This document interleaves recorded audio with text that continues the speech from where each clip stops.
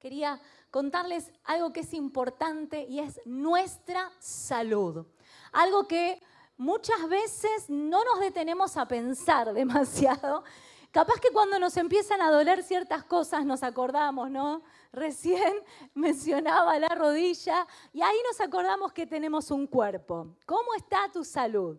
A veces cuando hablamos de salud pensamos en la salud física, pero sabemos que también hay una salud mental y emocional que necesitamos cuidar.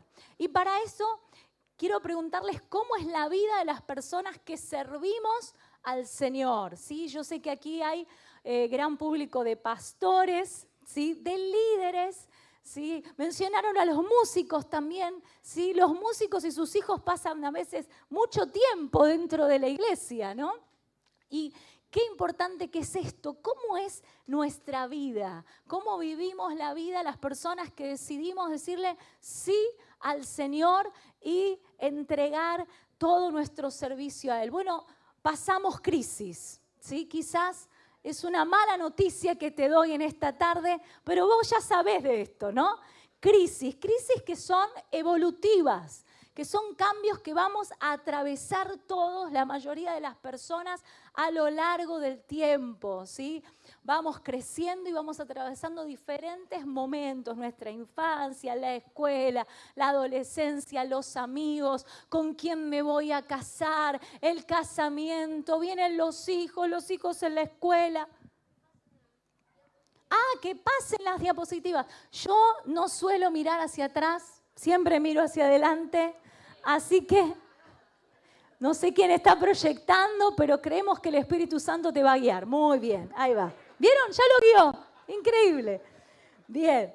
Cambios que vamos a ir atravesando, ¿sí? Después nos casamos, los hijos en la escuela, los hijos adolescentes, los hijos que después se van del hogar, el nido vacío, la vejez. Los momentos de la vida, que son momentos muchas veces de crisis. Hay un detalle en la historia del rey David. Cuando estudiamos la palabra, vemos que el rey David, ya en el reinado de Jerusalén, él a los 45 años aproximadamente, peca con Betsabé. ¿Sí? Podemos decir la crisis de la mediana edad, podemos decir. Pero también a veces sufrimos otras crisis, que son totalmente inesperadas, ¿sí? Totalmente inesperadas, que vienen bruscamente a nuestra vida, no están pensadas, pero aparecen, ¿sí? Y como ministros muchas veces atravesamos momentos, estamos alquilando un lugar y de repente dicen, lo vendemos, ¿no? ¿No? Y ahí dicen, ¿qué va a pasar? ¿Sí? Una familia que decide irse de la iglesia, que ya no se identifica con el ministerio, situaciones que atraviesan las personas a las que acompañamos, el desempleo, ¿sí? Quizás aún la muerte inesperada de un miembro de la familia, ¿sí? Crisis profundas de desencuentros entre padres e hijos y situaciones que vamos atravesando que no las esperamos, pero que llegan. ¿Sí? Es una vida que muchas veces está llena de cambios y de incertidumbres. ¿Sí? Una madrugada, recuerdo, nos ha pasado escuchar el teléfono y ver un nombre. ¿Sí? Cuando atendemos a una mujer desesperada, necesito ayuda. Necesito ayuda. Acababa de descubrir una infidelidad, ¿no? Tremendo. Otra vez nos ha pasado atender el teléfono y alguien llorando y gritando, ¡estoy embarazada! ¡Wow! Una persona que por años habíamos acompañado en oración porque le habían dicho, es imposible, esto no va a ocurrir, ¿no? Diferentes situaciones que acompañamos y atravesamos, crisis familiares, peleas, discusiones, ¿no? Ya está, no le hablo más, me cansé, siempre soy yo el que tiene que pedir perdón. Que se arrepienta ella, ¿no? Tantos cambios, tantos momentos de incertidumbre, de conflictos, tratar con el dolor, ¿no? Con la falta de perdón muchas veces, con esos procesos que cuestan, ¿sí? A veces con duelos que no se cierran, con circunstancias difíciles. ¿Cómo vamos a seguir? Momentos de frustración. Si yo les preguntara, ¿hay alguien frustrado en esta tarde? No levante la mano. Pero sí, atravesamos momentos de frustración. Y eso no es pecado. Amén. No es pecado estar frustrado. ¿Sí? Podemos atravesar ese momento y vemos la vida de Moisés. ¿Sí? Un líder que estaba frustrado. Lo vemos, dice la palabra de Dios. En Números tenemos 11, toda la historia. Estaba desbordado por las quejas constantes del pueblo.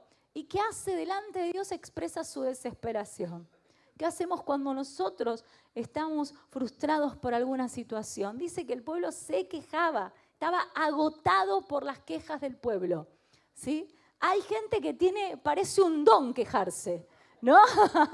No se queje más, cambie la queja por agradecimiento. Amén.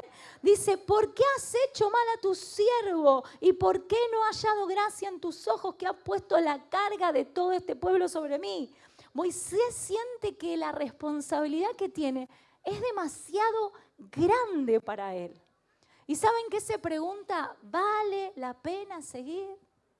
¿Te lo preguntaste alguna vez? ¿Vale la pena seguir? No puedo yo solo soportar a este pueblo que me es pesado en demasía. Estaba frustrado, ¿no? ¿Sí? Siente que ya no puede más y que no tiene mucho sentido seguir así. ¿Y con quién lo habla? Con Dios. Sí, Moisés no puso un estado de WhatsApp diciendo no los aguanto más, ¿no? ¿Vieron que hay gente que se descarga por WhatsApp? Ponen indirectas.com y mandan. Hay un muchacho de la iglesia que yo le dije, no te van a querer comprar más. Porque cada vez que compra y la gente no le paga, pone, estoy esperando que me paguen para reponer mercadería. Le digo, difícil que te vuelvan a comprar. Miren, Moisés ya quería rendirse, dice, y si así haces tú conmigo, yo te ruego que me des muerte. ¡Wow! No solo estaba frustrado, estaba desesperado, quería rendirse, sentía que no había salida. ¿Podemos llegar a este nivel de frustración? Sí. Podemos sentir que no damos más, podemos sentir que ya esto es muy grande para nosotros. ¿Cómo vamos a seguir adelante? Si es que vale la pena hacerlo, o es mejor rendirse. ¿Qué le responde Dios? Incrédulo, pecador. No, ¿qué le dice? No lo reprende, lo ayuda. ¿Podemos ir con nuestra frustración a Dios? Sí, podemos hacerlo. Comparte, le dice, vamos a distribuir la tarea, 70 ancianos, quédate tranquilo. Le muestra que no está solo y que puede delegar. En esta sala hay gente a la que podemos contar. Mencionaban a todas las personas que hacemos la iglesia, ¿no? No somos desde acá arriba, somos todos, absolutamente todos importantes. ¿Sí? Responde a su clamor con compasión y provisión. Quédate tranquilo. Vamos a responder a esto. Las iglesias relevantes no están pastoreadas por un pastor carismático, sino por pastores que trabajan con equipos. Y acá hay equipos. ¿Cuántos dicen amén? Seguro sos parte de un equipo. Y eso es lo importante. La ansiedad y la angustia. Si pregunto, ¿cuántos ansiosos hay esta tarde? ¿Cuántos angustiados? La ansiedad es una reacción emocional, normal y necesaria. ¿Quién nos creó con esta capacidad de sentir ansiedad? Dios. ¿Cuándo la ansiedad es un problema? Cuando es desadaptativa. Quiere decir que comienza a crecer en nosotros la ansiedad a niveles que no están buenos. Y en esos niveles terminamos quizás en un tratamiento necesitando ayuda profesional, ¿sí? Pero cuando vemos la vida de Elías, vemos a Elías con algunas señales de ansiedad. Dice la palabra de Dios, viendo pues el peligro, se levantó y se fue para salvar su vida. ¿Recuerdan? Estaba siendo amenazado por la esposa de Acab, Jezabel, que le dice, te voy a matar. ¿Vos qué harías? ¿Rajás? Bueno, lo que hizo Elías, ¿no? Huyó por temor, se fue. ¿Qué hizo el temor? Lo dominó. Y el temor, cuando lo dejamos crecer en nuestra vida, ¿qué hace? Nos paraliza, nos domina, nos hace huir. ¿Para qué? Para sobrevivir, para salvar nuestra vida. Dice, el temor lo domina a tal punto que abandona todo. ¿Recuerden cómo venía Elías? Degolló a 450 profetas Baales. ¿Era un hombre cobarde? No, pero se fue, se escapó. Deseó morirse, dice la Biblia. Y él se fue por el desierto un día de camino y vino y se sentó debajo de un enebro y deseando morirse dijo, basta ya, oh Jehová, quítame la vida. No tenemos desierto para salir caminando nosotros, pero tenemos teléfono, ¿no? Y nos metemos en TikTok, ¿no? Y nos escapamos de nuestra realidad, atemorizados, agotados, ansiosos, frustrados, angustiados. Estaba agotado emocionalmente, ya no podía más. Es muy fuerte lo que le pasa a Elías, ¿sí? Podríamos decir que un hombre como Elías no era espiritual y sin embargo estaba deprimido. Quería morir, tremendo. Sensación de soledad extrema. Y esto muchas veces nos pasa en los momentos en los que llegamos a esta desesperación, ¿no?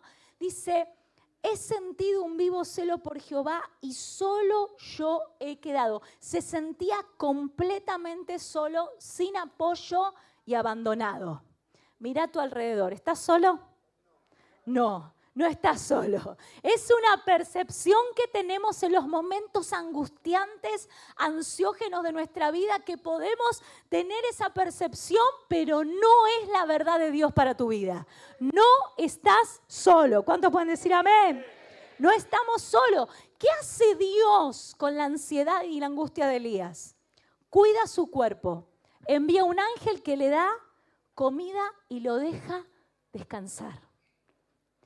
Lo deja descansar, no lo reprende, le da tiempo.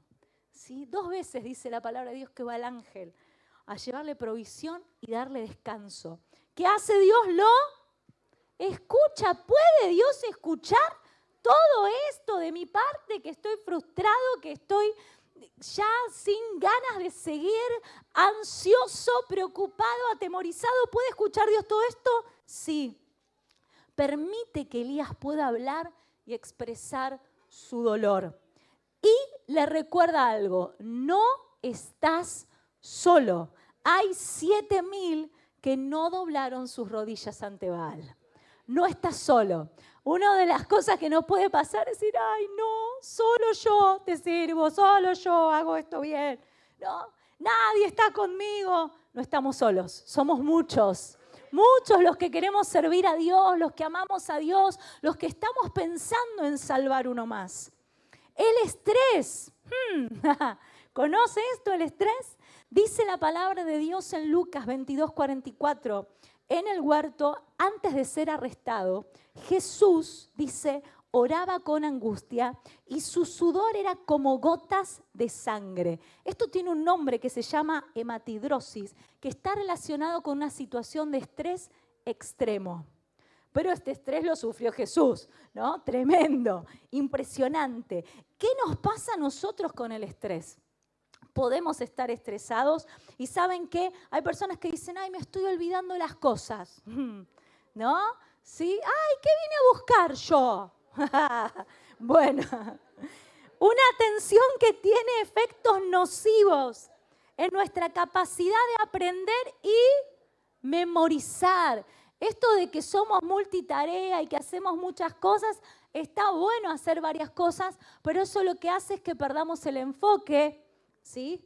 que podamos retener menos información. Y si estamos estresados, todo esto colapsa. Podemos pensar menos, disminuye nuestra capacidad para pensar. Y no solamente eso, afecta nuestra capacidad de controlar emociones. ¿Estás más irritable? ¿No? ¿Sí? ¿Aguantás menos todo en casa, en la iglesia? ¿No? ¿Qué pasó? ¿Qué está pasando acá? ¿No? ¿Ya nos ponemos medio locos por todo? Bueno, después les doy la solución, ahora no. Y después esto va creciendo en nuestras vidas y hay un síndrome muy interesante, quizás ya lo escucharon, se llama burnout o síndrome del quemado. Y es una frase que usamos, estoy quemado. ¿Lo escuchaste alguna vez? Estoy quemado, ya no doy más. Bueno, hay 3 características principales en este síndrome. Se descubrió a nivel laboral, ¿sí? Pero es un factor que puede estar afectándonos a nosotros cuando dejamos crecer ciertas cosas en nuestra vida, ¿sí? Que mencionábamos recién. Y una tiene que ver con el agotamiento emocional, sentirnos exhaustos, sin energía, sin motivación, incluso para cosas simples, tareas cotidianas. Ya no quiero ni cortar el pasto, ¿no? Ya no quiero lavar el auto, cortar el pasto, cositas pequeñas. Ya no quiero cocinar, ¿no? Y no está haciendo ayuno, ¿no? La despersonalización, ¿sí? Vamos creciendo en los componentes de este síndrome y empezamos a responder con indiferencia, con frialdad, con cinismo hacia las personas a quienes atenderíamos, serviríamos o lideraríamos. Y cada vez se pone un poquito más complejo. Un pastor que empieza a ver a sus miembros como problemas y no como personas. Entonces termina el culto y está esquivando gente, ¿no? En vez de una persona que escuchar viene un problema. ¡Ay! La hermana Susana, siempre en todas las iglesias soy una hermana Susana. Pobre las hermanas Susana. Pero, esperen, no se adelanten. La hermana Susana de mi iglesia es una ídola total.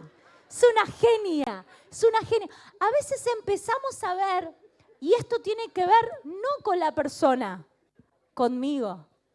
Tiene que ver conmigo.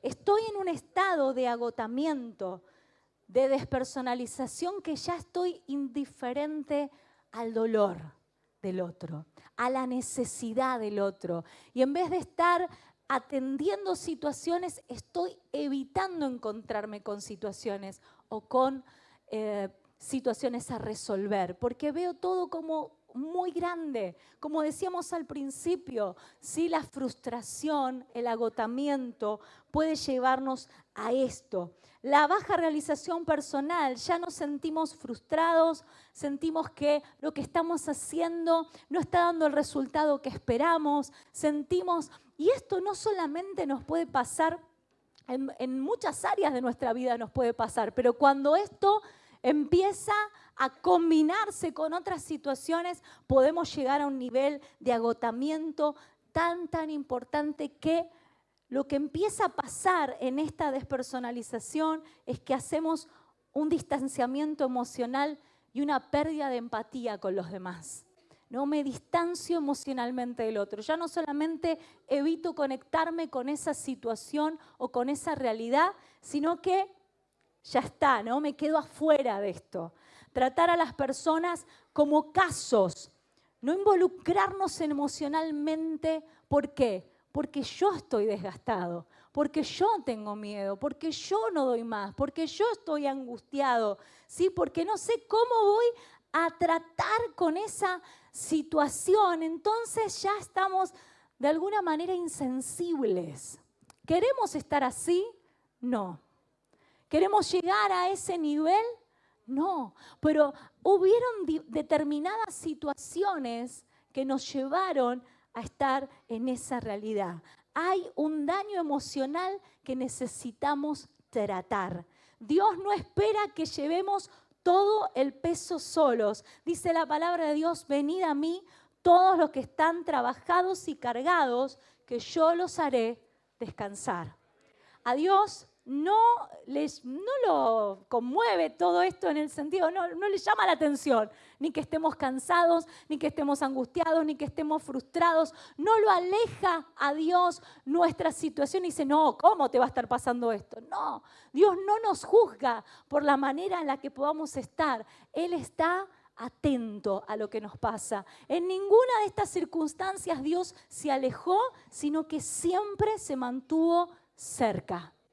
¿Qué hizo Jesús para cuidar su salud? ¿Quieren saber todo lo que hizo Jesús para cuidarse y lo bueno que podría ser eso para nosotros? Lo primero que hizo es tomar tiempo a solas, ¿no? Vemos en la vida de Jesús que pasaba tiempo a solas para conectarse con Dios, para reflexionar, para tantas cosas que Él necesitaba hacer. Y tenemos pasajes como, así que Jesús muchas veces se alejaba al desierto para orar. Después de despedir a la gente, subió a las colinas para orar solo. Mientras estaba allí solo, cayó la noche. Dice otro versículo, a la mañana siguiente, antes del amanecer, se levantó Jesús y fue a un lugar aislado, solitario, para orar. Jesús se apartaba muchas veces para estar solo. ¿Podemos estar solos nosotros? ¿Sí? Con nosotros mismos y con el Señor. Jesús expresaba sus emociones. Vemos en distintas historias. Lloró por la muerte de su amigo Lázaro, ¿se acuerdan? Lloró. Mostró enojo cuando estaban los cambistas en el templo. ¿Qué hizo? Volcó las mesas y volcó las sillas en el templo. Jesús expresó enojo, expresó tristeza antes de la cruz. Vemos a un Jesús acá con emociones como las nuestras. Entonces, cuando estamos en situaciones que no sabemos cómo expresarnos, podemos ir a Jesús para expresar nuestras emociones. Podemos pasar por situaciones de enojo, sí. Hay cosas que nos enojan, sí. No podemos vivir enojados, pero podemos enojarnos. ¿Podemos pasar momentos de tristeza? Sí. ¿Podemos ir a Jesús? Sí. ¿Podemos vivir tristes? No. ¿Sí? Pero estas cosas nos pueden pasar, pero podemos ir a Jesús. ¿Cómo cuidaba Jesús su salud? Buscaba apoyo, compartía sus cargas con los discípulos. Les dice, mi alma está destrozada, velen conmigo, oren por mí. Oraba pidiendo ayuda al Padre. Jesús fue una persona que buscó apoyo en otros. ¿Estamos queriendo hacer todo solos?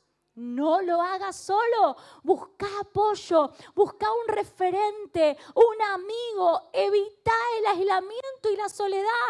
Si Jesús se tomaba tiempo a solas, está genial, pero después lo vemos a Jesús, los últimos momentos antes de la cruz, ¿qué hizo? Se armó una cena y se comió con los amigos, compartió la vida. Jesús cuidaba su salud siendo agradecido. Sé agradecido, sé agradecido. La gratitud no solamente es una actitud espiritual, sino una estrategia neurobiológica y eficaz para que vivas mejor. Dice la ciencia que el agradecimiento reduce los niveles de cortisol, que es la hormona del estrés. ¿Querés estar menos estresado? Sé más agradecido y quéjate menos. Amén. Dice que las personas agradecidas duermen mejor. ¿Estás teniendo problemas para descansar? Agradece. Dice que el agradecimiento fortalece el sistema inmunológico, disminuye las enfermedades relacionadas con el estrés, mejora el ritmo cardíaco y la presión arterial. ¿Viste? ¡Wow! Agradezcamos más. ¿Cómo cuidaba Jesús su salud? Practicaba el perdón. Jesús no dejó que la amargura lo invada. Dijo, Padre, perdónalos. No saben lo que hacen. ¿Sí? Cada vez que se encontraba en una situación, fue el perdón. Fue eso tan liberador lo que Jesús ejerció con otros para liberarlos y con Él para no llenarse de amargura. Sabemos que la amargura es una raíz en nuestra vida que nos envenena y esto lo dice Hebreos y empieza a contaminar todo a nuestro alrededor. ¿Sí? Y Jesús practicó el perdón, no fue una persona orgullosa. Dice la palabra de Dios, antes del quebrantamiento es la soberbia y antes de la caída la altivez de espíritu. Proverbios 16, 18. La soberbia es una señal de que no vamos por un buen camino. Y Jesús quiere cuidarnos y protegernos de esto, pudiendo ser personas que practiquemos el perdón. Practiquemos el perdón con otros. Eso cuida nuestra salud. Jesús oraba constantemente. Dice, si iba a un lugar aislado para orar, oraba toda la noche antes de elegir los apóstoles. Distintas referencias que tenemos de Jesús orando. ¿Qué descubre la ciencia? Que 30 minutos, dice, 30 minutos por 4 veces por semana, la ciencia descubrió que nuestro cerebro lo que hace es generar toda una red cuando nosotros oramos. Todo nuestro cerebro se enciende cuando nos comunicamos con Dios. Eso es impresionante. Miren, para diferentes situaciones se encienden distintas zonas de nuestro cerebro. ¿Cómo lo evalúan eso? Conectan nuestro cerebro con escáneres y van evaluando y ven las zonas que se encienden. Si me enojo, se enciende la zona del cerebro donde están las emociones, el sistema límbico. Y ahí se enciende. Pero cuando una persona ora, se enciende todo. Todo comienza a funcionar. Se enciende la fe, la empatía, el enfoque, la compasión. Todo se enciende. Es impresionante cuando oramos. Dios nos preparó y dejó todo en nosotros para que aprendamos a cuidarnos. Oraba constantemente, cuidaba su cuerpo. Jesús caminaba largas distancias, descansaba, vivía en contacto con la naturaleza, se alimentaba y socializaba. ¿Sí? Las personas necesitamos estar en interacción con otros. ¿Sí? Dice que estamos totalmente preparados para eso. Y otra cosa que pasa es que cuando nosotros nos sentimos aislados o fuera o excluidos, se enciende en nuestro cerebro la misma zona que se enciende cuando nos lastimamos o nos golpeamos, la misma zona del dolor físico. Fuimos creados para relacionarnos. Por eso que vos estés acá tomándote un mate con un amigo, charlando, compartiendo, es diseñado por Dios, es preparado por Dios para que podamos ver que podemos compartir la vida juntos, con frustraciones, con miedos, con ansiedad, con preocupaciones, con problemas, pero juntos. Amén. Qué importante es esto, poder aprender el autocuidado. Necesitamos cuidarnos. ¿Lo crees? Necesitamos cuidarnos. ¿Por qué es importante el autocuidado? Porque es importante conocernos. ¿Sí? Nosotros con mi esposo teníamos la idea de armar unos grupos, ¿sí? Y le preguntamos a la gente qué les gustaba hacer. ¿Sí? Decíamos, está buenísima la idea porque lo que te gusta hacer lo compartís con otro, es un grupo pequeño, hay oración, hay palabra, buenísimo. Y fuimos re emocionados a compartir esto. Bueno, ¿cuántos se anotan? Cri, cri, cri, cri, cri, cri. No sabían qué les gustaba hacer. Pero ¿qué es lo que vos disfrutás hacer? Hay un porcentaje de personas que no se han descubierto todavía. Y qué bueno es aprender cómo me voy a cuidar si no me conozco. Necesito conocerme, necesito identificar mis límites personales. Y una palabra que nos organiza desde que somos niños, ¿saben cuál es? El no.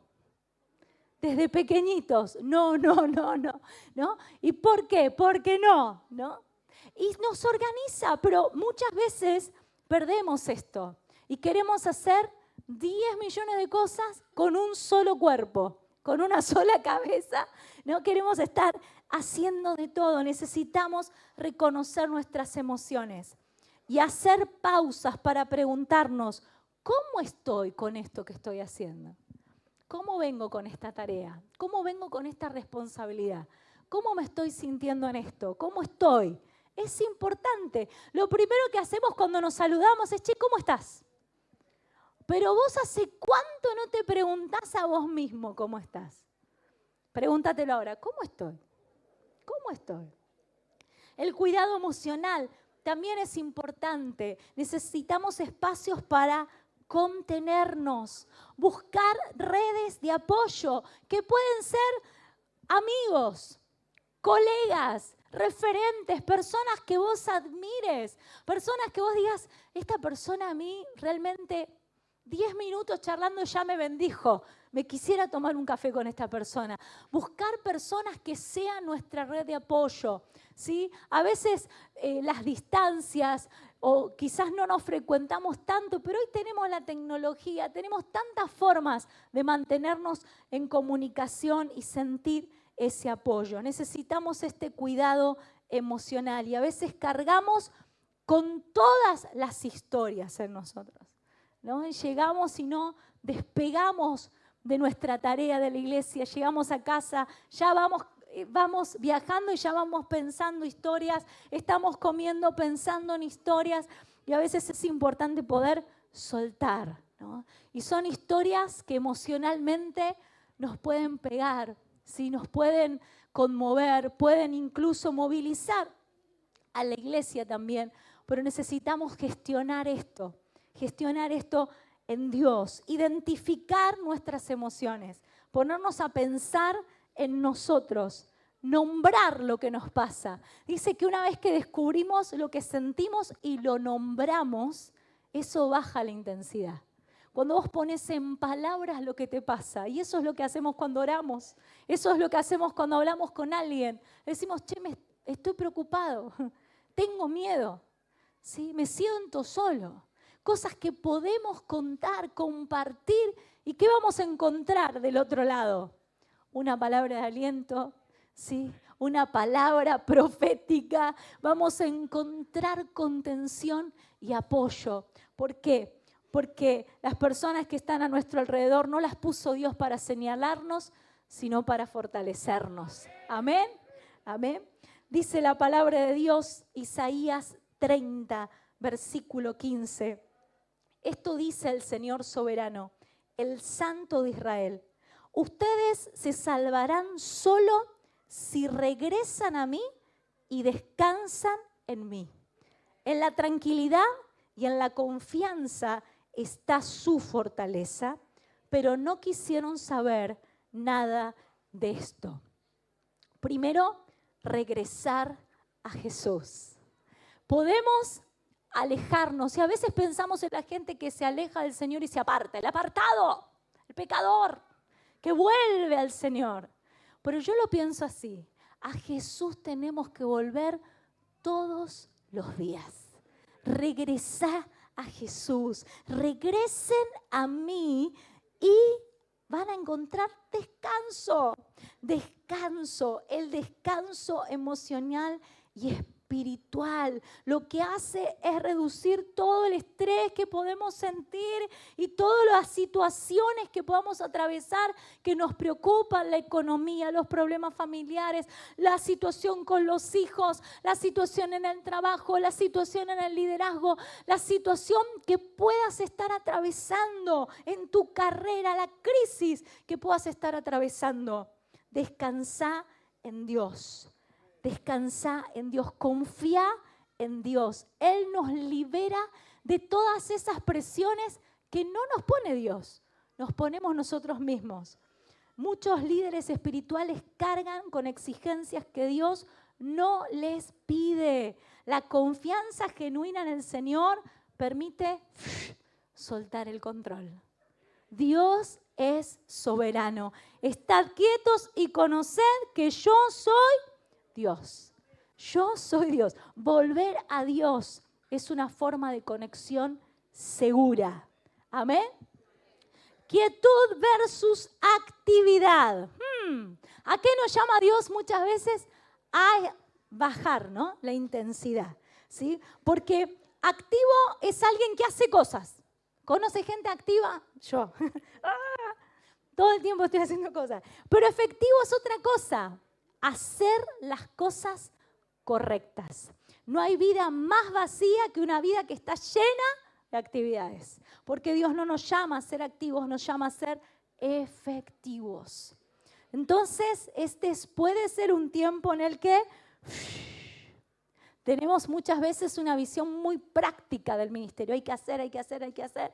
Y también vivimos en una sociedad que nos invita permanentemente a hacer cosas.